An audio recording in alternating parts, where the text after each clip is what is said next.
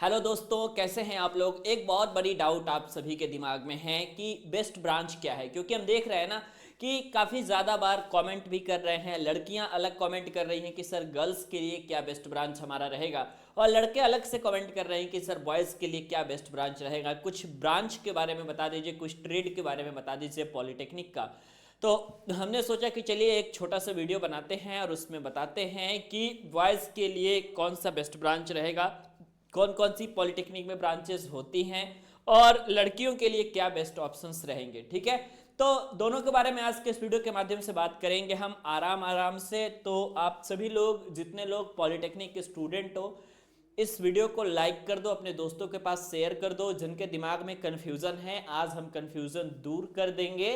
Specially polytechnic best branch से related जितनी भी डाउट्स हैं, वो सारी डाउट्स लगभग आज आपकी दूर हो जाएंगी। ठीक है, अब हम बात सबसे पहले स्टार्ट उठाएंगे आपके सिविल इंजीनियरिंग से।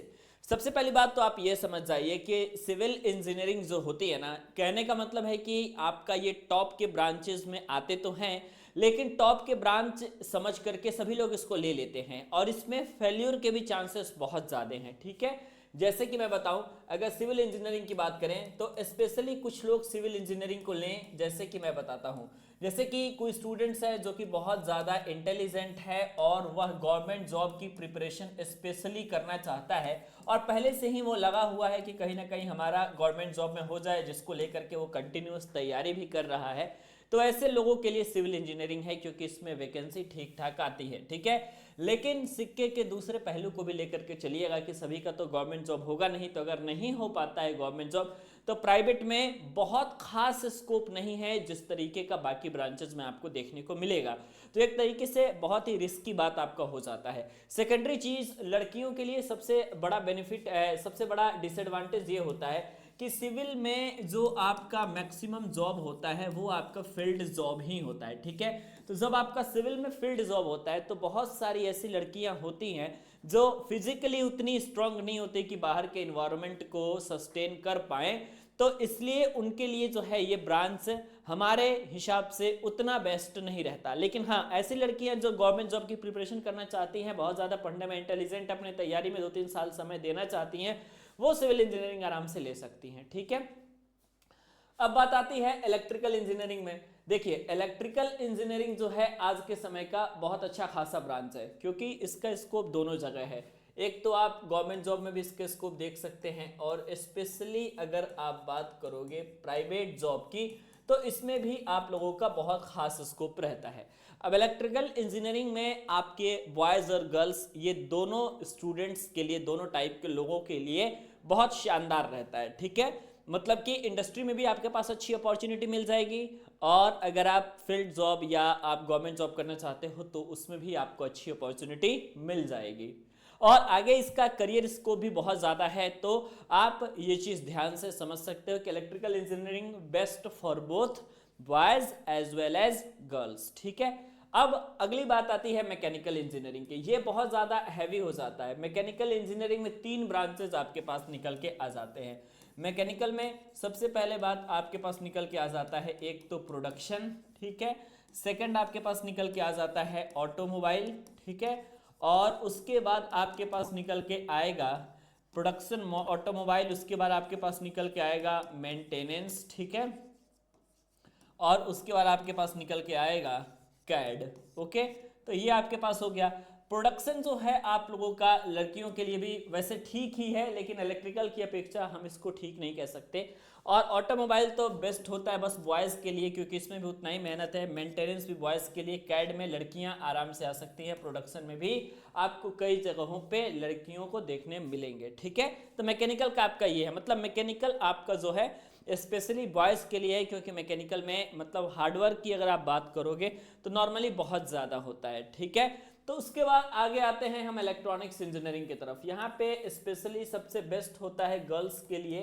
गर्ल्स के लिए सबसे बेस्ट बॉयज़ ब्रांच है स्पेशली। उसके बाद अगर बॉयज़ भी चूज़ करना चाहते हैं तो उनके लिए भी ये बेस्ट ब्रांच है, क्योंकि इसमें कोई ऐसी जॉब नहीं होती है जो कि आपको फील्ड से रिलेटेड मिलेगी। इसमें 2 तरीके के जॉब मिल सकते हैं आपको।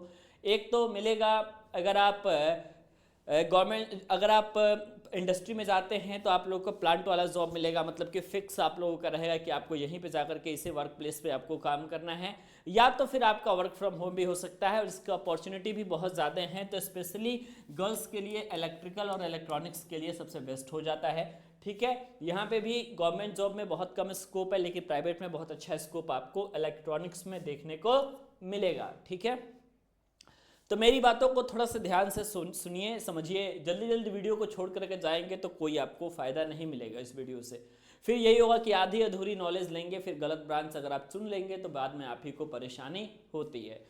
उसके बाद अगले क्वेश्चंस पे आते हैं। Computer science CS is best for both boys and girls, लेकिन इसके लिए अगर इसमें अच्छे पैसे कमाना चाहते हैं तो डिप्लोमा के बाद से कुछ आपको आगे भी करना पड़ेगा। जैसे कि डिप्लोमा के बाद अगर आप बीटेक का कोर्स करते हैं तो ही आपके लिए सबसे बेस्ट रहेगा, क्योंकि बीटेक के बाद ही इसमें जॉब मिलती है। सीएस और आईटी दोनों का सेम कंडीशन है। ठीक है, सीएस और आईटी दोनों का सेम कंडीशन है। अब देखिए, बहुत सारे लोग, ऐसा नहीं होता कि आपको मतलब 3 ईयर डिप्लोमा करके रह जाते हैं। 3 ईयर डिप्लोमा करने के बाद बहुत सारे ऐसे लोग होते हैं जो कि जॉब भी करते हैं, इसके अलावा आपका बीटेक भी करते हैं। तो बीटेक अगर आप कर रहे हैं तो सीएस और आईटी आपके लिए बेस्ट है। जॉब करके अगर आपको बीटेक करना है तो इलेक्ट्रिकल या इलेक्ट्रॉनिक्स आप लोग का ठीक है ना। अब इलेक्ट्रिकल बोल दिया तो इसका मतलब है कि इलेक्ट्रिकल के जितनी सब ब्रांच इसमें आती हैं, जैसे इलेक्ट्रिकल इंजीनियरिंग या इलेक्ट्रिकल इंजीनियरिंग इंडस्ट्रियल कंट्रोल, ये सारी चीज़ें आप ले सकते हैं। इलेक्ट्रॉनिक्स में भी सेम रहेगा, इलेक्ट्रॉनिक्स ले लीजिए या इलेक्ट्रॉनिक्स एंड कम्युनिकेशन ले लीजिए या इलेक्ट्रॉनिक्स एंड इंस्ट्रूमेंटेशन ले लीजिए, आपको जॉब अच्छी खासी मिल जाएगी। उसके बाद आपका लास्ट ब्रांच होता है केमिकल का। इसमें अच्छी अपॉर्चुनिटी जो आती है वो किस में आती है?